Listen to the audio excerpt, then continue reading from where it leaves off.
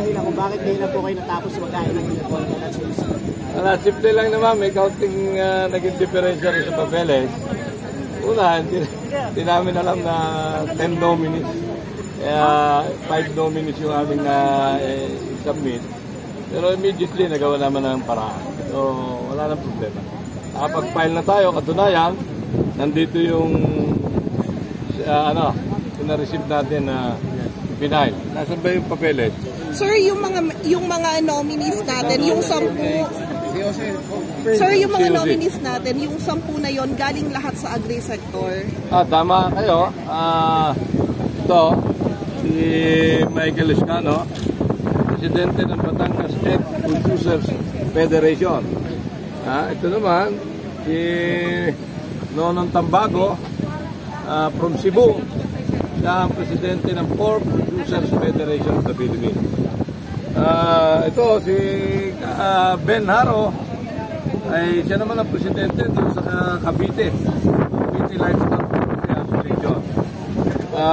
Ito, from Bohol, Fisher Fox naman, Tata Andrea.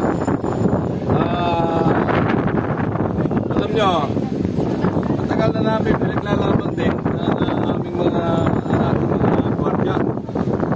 Dahil meron kaming 10 security agency. At alam namin ang pangangailangan ng ating mga guardia. Kaya sinama natin yung isang presidente ng security agency. Sir, ngayon sa Congress, ilan ang seat na nakuha ng AGAP? Isa na. Sir, ngayon na 10 yung nominees natin and lahat actually ng sektor sa agri na nasakop nyo ngayon, how confident po kayo na makakakuha kayo ng mas maraming seat? Tingin ko naman sa pagkakataong ito, marami tayo ng boto, maaaring makadalawa, hopefully makatatlo ng nomining manalo, pagkat kita-kita naman ng taong bayan kung sino talaga ang tunay na galing sa sektor. Kami, agricultural sector. Ang nagtayo ng AGAP ay sektor ng magmamano, mag-itlog, magbababoy, aquaculture, sa fisheries, mga magsasaka.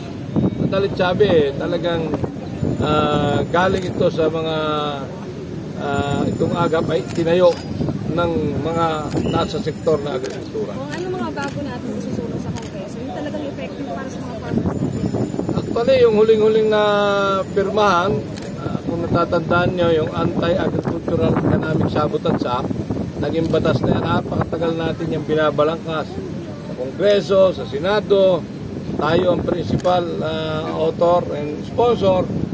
At nangyari na ito'y napalagay sa National Council under the Office of the President. Siya ang chairman. Nagpapasalamat kami. Meron itong kasamang sektor doon sa National Council Advisory Board. 7 sektor. Rice, corn, vegetable and fruits, livestock and poultry, tobacco, sugar, bali 7 sektor kasama sa advisory board. Meron itong enforcement group na hindi kasama ang custom. Nandun lang ay NBI, PNP, Coast Guard.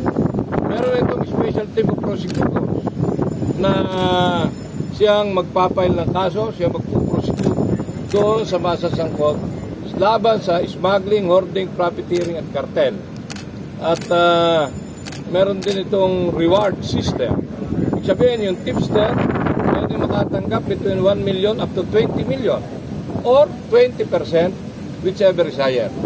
Doon sa, may 5 beses na multa sa mahuhuli.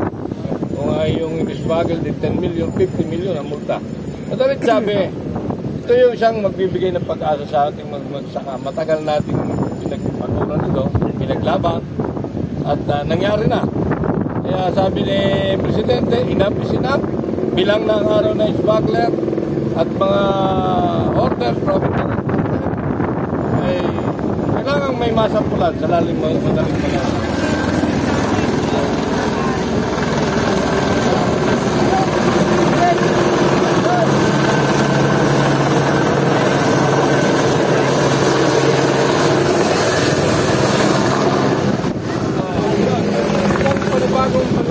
taas na nakapile na.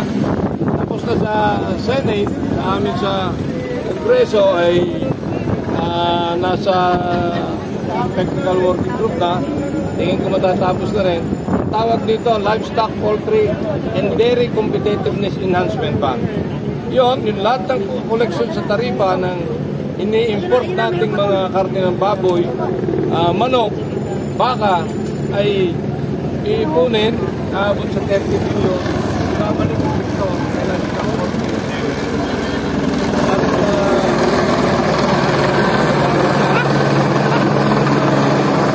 Meron na ako kolektang sa importation din, 8 billion, babalik din sa pagmamay.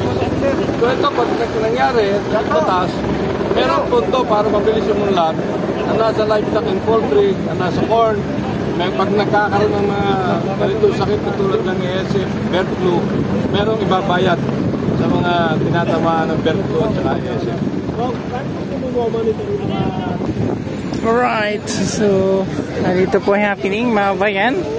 Kapashare ng ating mga ating vlog, no? At ito po, may bumaba po na chopper. Tingnan natin kung sino yung bumaba yung chopper. Tingnan natin, may bumaba yung chopper. Sino kaya yun, no? Ito.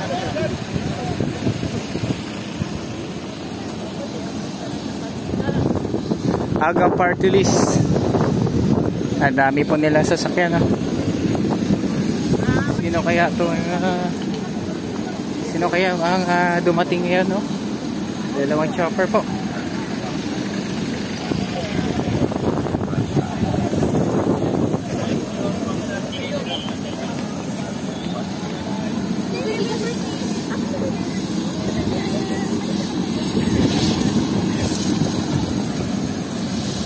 Meron dito SWAT.